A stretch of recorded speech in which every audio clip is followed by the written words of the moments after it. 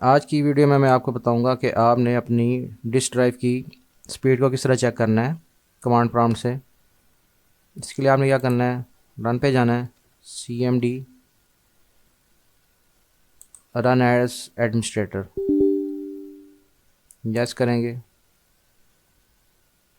यहाँ आपने कमांड लिखनी है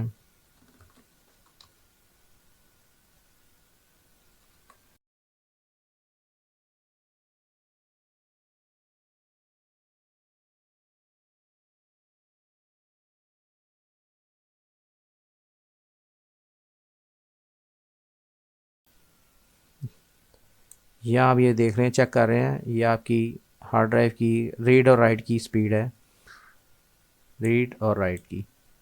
उम्मीद है आपको वीडियो पसंद आई होगी।